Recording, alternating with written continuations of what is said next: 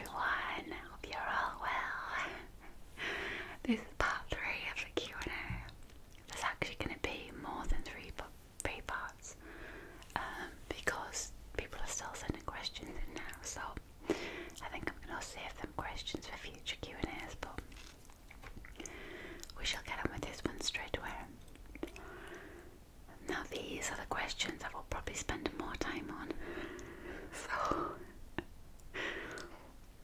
I'm going to do my best not to chat too much. Sorry, I'm slating coconut. So someone said, I have a little cousin and I was wondering if you had any tips for him to succeed in life.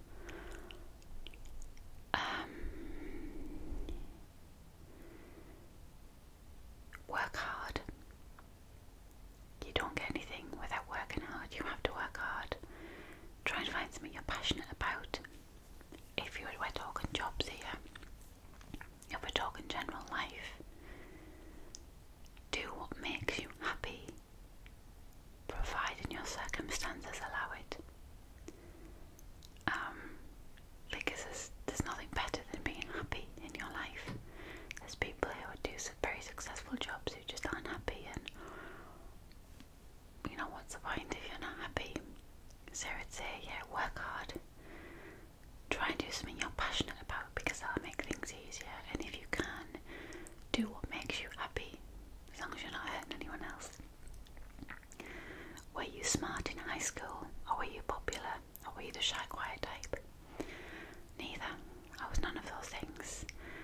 I was the school clown. I was the one who made everyone laugh, who tried to make everyone laugh, who did stupid things and pulled silly faces and act like an idiot. I wasn't popular. Definitely not popular. What else was there? I wasn't smart. I scored probably average grades. And I wasn't shy and quiet. I was a school idiot. And the great thing about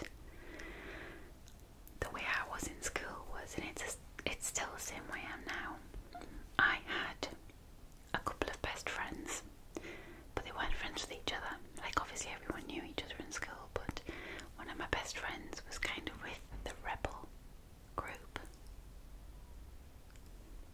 Just wondering if that's someone coming in or someone outside. So yeah, they were like the naughty kids, the rebel group. One of my best friends was with the smart, swotty kids.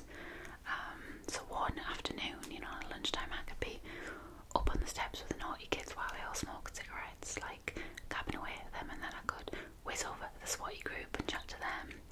Then my other best friend, who I probably hung around with the most, wasn't in a group. She was sort of, you know, the kids that don't belong to a group, but it's the majority of them. She was probably one of them. You know, they just had a normal, non-labelled group.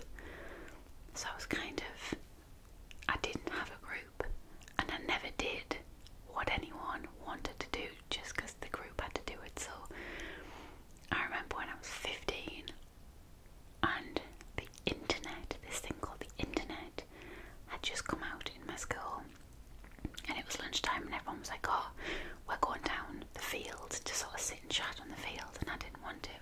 I was like, oh, okay, right, see you later, I'm going to the library. So I kind of tootled off on my own to the library to go on the internet, which, by the way, there was nothing to do back then. There was no Facebook, YouTube, MySpace. There was nothing to do on the internet. So I remember sitting on it thinking, what if I go on, what do I type on? And I think it was Yahoo. And someone was like, oh, type Yahoo or Googling. And they were like, you can search for anything. And I'm like, search for what? But yeah, I wasn't a loner, but I was very happy spending time on my own. If I wanted to go to a group, I could, but quite often I don't like the group. I might make a decision that I don't want to do, and rather than being like, well, I don't want to do that, I'll be like, oh, well, okay, you guys do that, and then I'll do my own thing. So I was very comfortable just wandering off on my own and doing my own thing. So I didn't really belong to any group.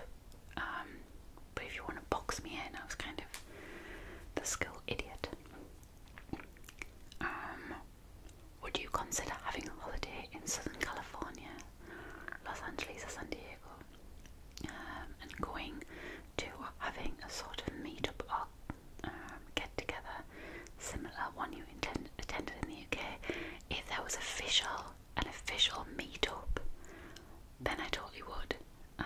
It's a bit expensive just to go over for a meetup to fly all the way to California.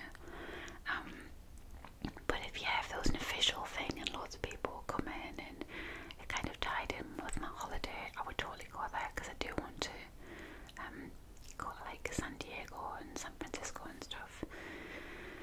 How long do you plan to be on YouTube, and what's your goal on the amount of subscribers? First of all, there is no goal on subscribers. I never joined YouTube to have a goal and be like, right, I have to get to this many subscribers. Because it's not about the subscribers really. Although I appreciate everyone who has subscribed. Not all your subscribers actually watch your stuff. So I might put a video out and it might get 20,000-30,000 views, but I've got 50,000 subscribers, which means 20,000 haven't watched it. A lot of views come from people who haven't subscribed. So there's never, subscribers is never my goal. And how long will I be on YouTube? I did kind of answer this in my last one, and it was sort of as long as I'm happy. As long as I'm happy making videos and being here, then I will be here as long as I want, really, and as long as people want to keep watching me. Do you believe in God? It's a loaded question, isn't it? Never discuss religion or politics on a video. I don't believe in God. I'm atheist. Without going into too much detail, I was brought up Church of England. I was confirmed, I was christened, did Bible studies, and then when I was about 23, I became atheist. I won't go into why, but a situation happened and a long conversation happened, and at the end of it all, I was just like, I don't believe in it. I just don't believe in any of it. Would I like to believe in it? Absolutely. Would I like to believe that when I die, I go to this place called heaven and meet up with my best friend and my old dog and my family, and oh yeah, of course I would. It sounds amazing, but I don't believe. And I guess that's part of being religious. You have to have the belief. You can't force yourself to believe. I want to, but I just don't. So no, I'm actually atheist. I'm happy for people to be religious. I'm not sort of anti-religion. If people want to believe in God, or spirituality or anything like that, I'm very comfortable with them believing in it, providing it's sort of, I don't want to use the term get shoved down your throat, but sometimes when people realise you're not religious, they're like, I must change our mind. And I'm very happy being atheist. I don't feel like I'm missing out on anything. I'm very content for thinking that there's nothing after it, and that's just how I am. So yes, please don't get into an argument about religion. Let each person be religious or atheist or whatever they want to be. Next question: what hobbies do you have other than making videos?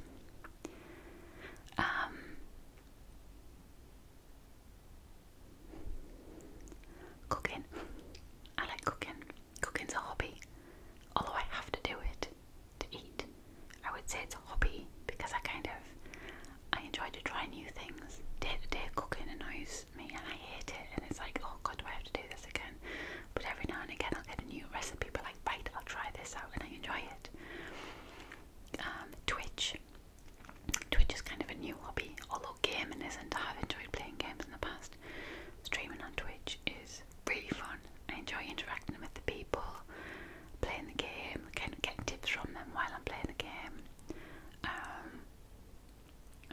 And maybe say DIY and home improvement is a hobby. What's the decision that you regretted in your life?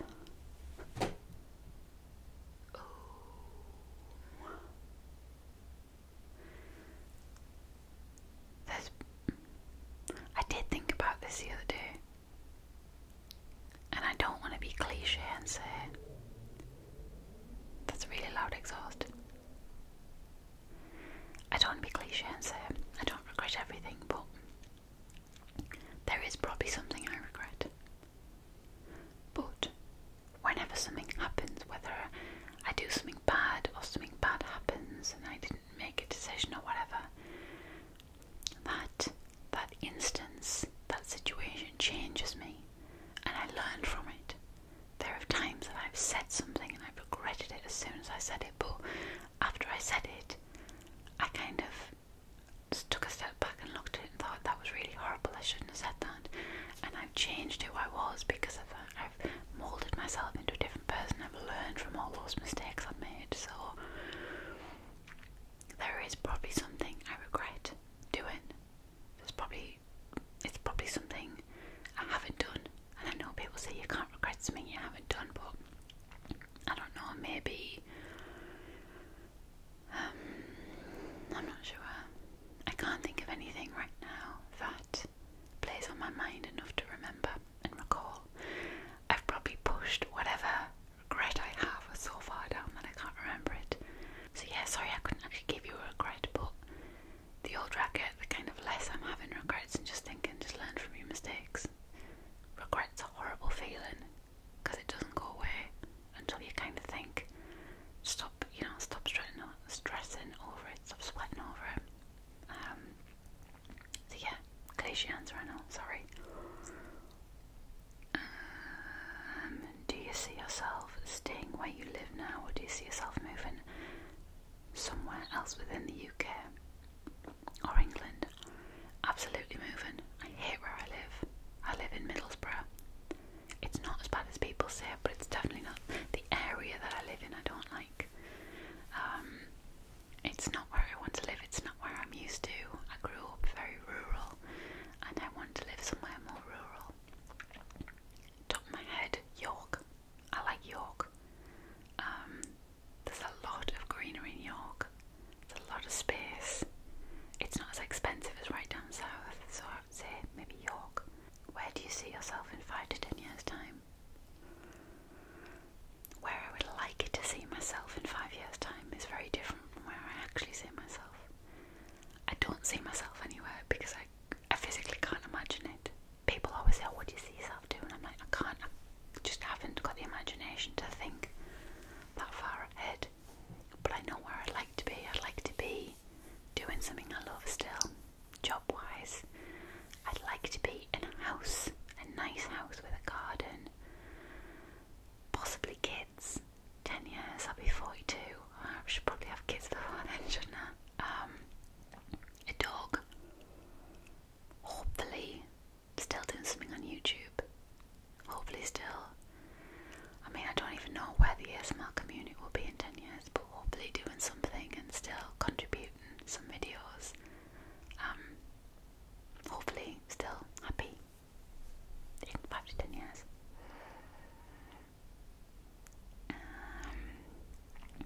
I know this is rude, but how old are you? And did you go to university?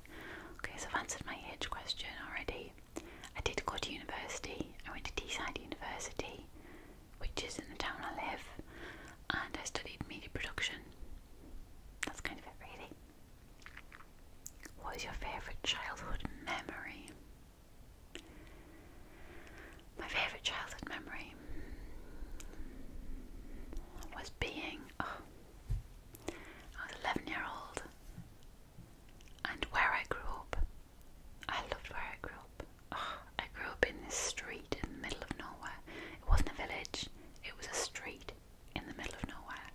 We had no shops, no post office, nothing up there. We had a post box though. Everyone had their own land. And it was just sheltered from the real world. And in this just wonderful bubble I grew up in. It wasn't wonderful.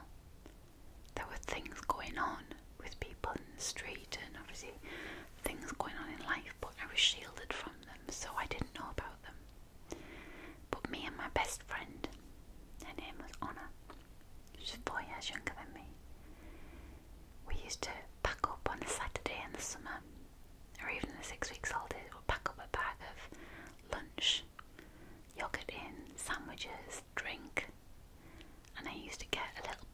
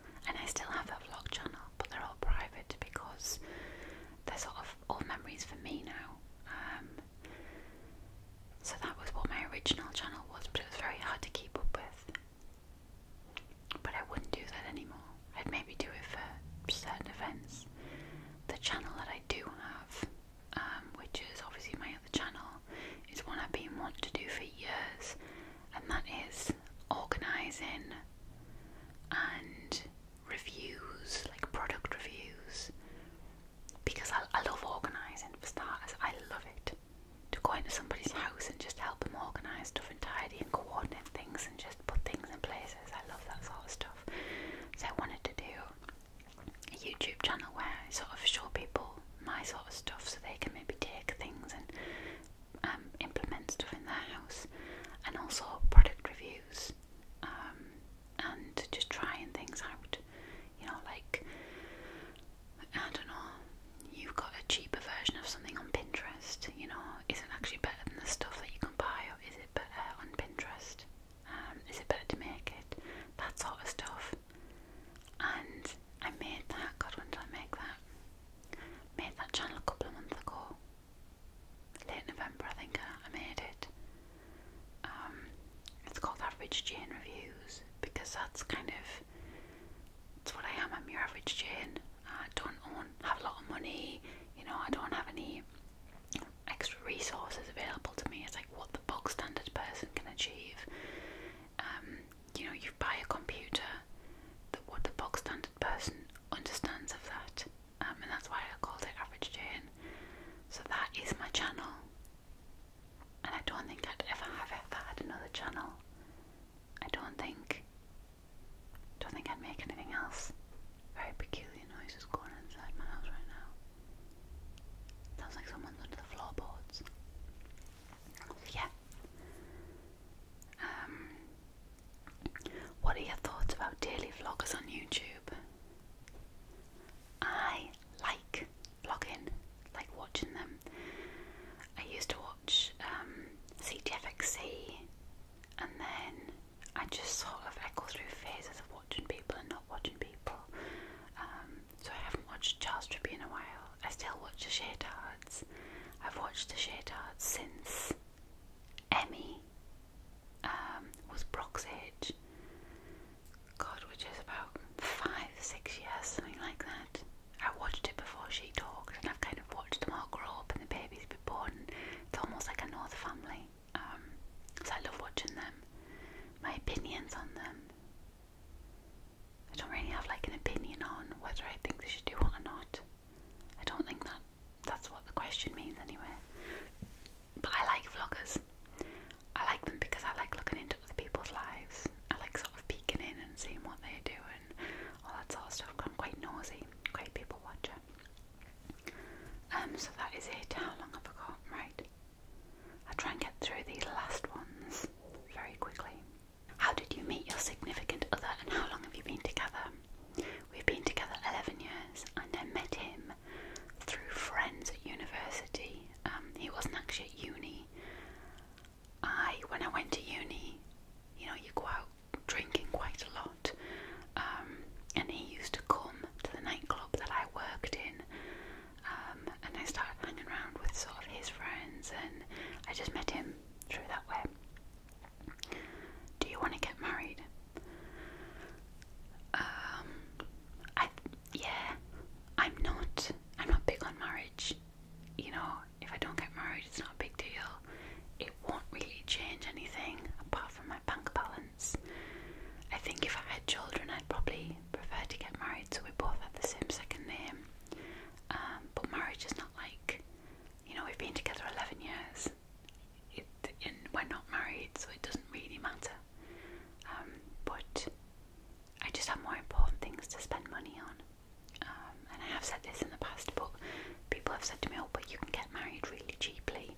That's not, I don't want to get married really cheaply. I have ideas of what I would like for a wedding, not extravagant ones, but, you know, I do have ideas, and I would like to have a nice wedding. So I'd rather wait and be able to afford one than skip myself, or just have a cheap sort of one. You and your boyfriend seem to have a really great relationship. What do you think has helped you both have a healthy relationship with one another?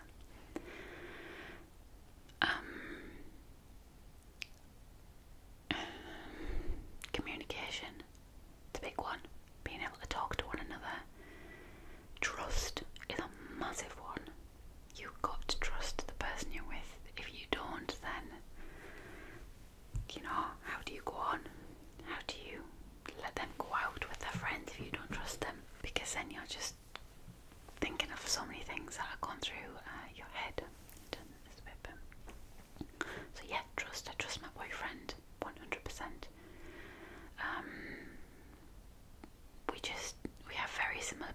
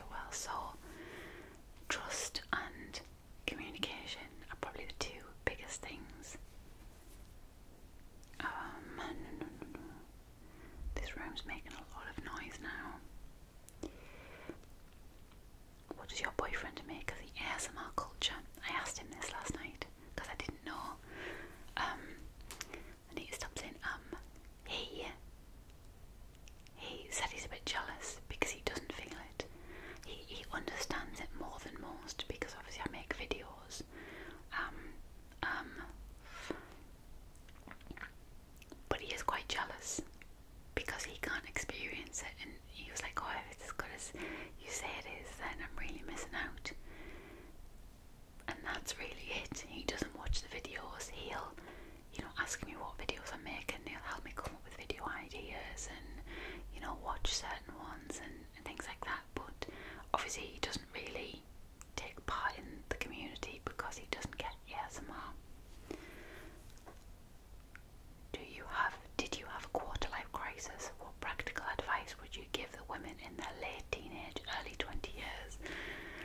My quarter life crisis came at 30. I was dreading turning 30 like you would not believe. I have this issue with getting older, or I did have an issue with getting older. I didn't want to get older. I wanted to stay at a certain age. And I found the more I worried about it, the worse it got. But there's no point in worrying about it because you can't stop aging. You physically cannot stop aging. And one of my biggest things, which is really silly looking now, is I thought, oh my goodness, when I get to 30 and I want to go out clubbing, everyone's going to look at me and be like, oh my god, she's so old. And I got to 30 and I didn't actually want to go out clubbing like I do every now and again. My best friend is younger than me by 7 years or something like that. So when I started sort of hanging out with her, she wanted to go clubbing a lot more than me. And as I've got older, I'm like, oh, I don't really want to go out that much, but she's having a baby, so she's not going to be going out that much either. And I've accepted getting old. I've accepted it, and I try to look forward to what I've got to come. So children, really getting into my career, knowledge and wisdom. Like, I look back at myself when I was 21 thinking I knew it all. I knew nothing. I knew nothing compared to now, and I know nothing now compared to myself in 20 years time. So advice, embrace it. Embrace the age you are. Stop sweating about getting old because you can't change it. Embrace and enjoy your life now because you never know what is around the corner. As much of a downer as it might be, you say your quarter life crisis, but that might not be your quarter life. You might not live to see your 30s or 40s. So embrace what you have now. Don't necessarily live each day as if your last, because you need to plan ahead, but embrace where you are now because you never know what's going to happen. You never know what's around the corner. What kind of work do you do when you're not being my favourite ASMR artist? I've been curious if you mentioned that you worked in Paris and you work on evenings, or the career you're working towards aspiring to achieve someday. My job in Paris, I may go into it one day, I'm not going to go in now, was a job that I did. I worked in London, Monaco and Paris when I was 19. That's a very, very different job I did, so I don't do that now. I need to stop doing that. I'm annoying myself now. I work as an events manager. I have said this many times. I work as an events manager. I run comedy shows. So small comedy shows on Saturday night where you've got like an MC and 3 comedians, like 2 big comedians, and when I say big, I don't mean like a massive comedian that'll be on TV. I mean like a normal circuit comedian, and then a guy trying out in the middle. I also do tour shows, so Jimmy Carr, Sarah Milken, Michael McIntyre, John Bishop, all those sorts of people tour around the country and put a comedy show on, and I run that show. So you might come up and do something in the northeast, and I will help run that show. Obviously don't run it on my own. You have venue staff and tech staff and all that, bar staff. So I sort of look after the comedian. That's my job, to make sure he's got everything in the green room that he needs.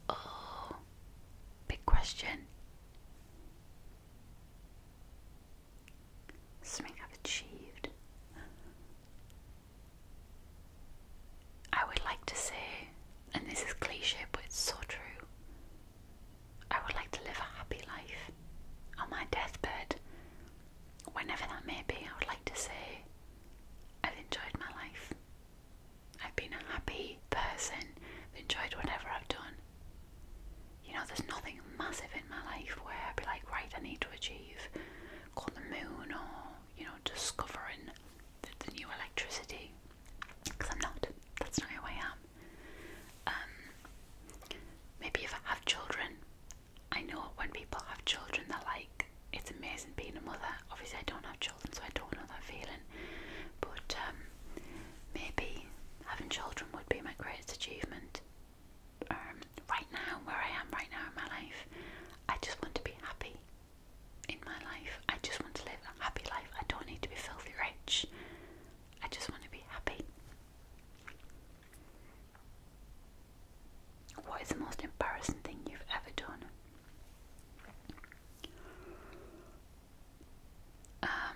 There is probably something more embarrassing, but there is, I'm not saying that.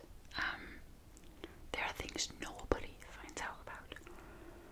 There's probably things so embarrassing that I've buried them deep, deep with that regret that I don't know of. But a story I can remember, an embarrassing story, was we had Rob Brydon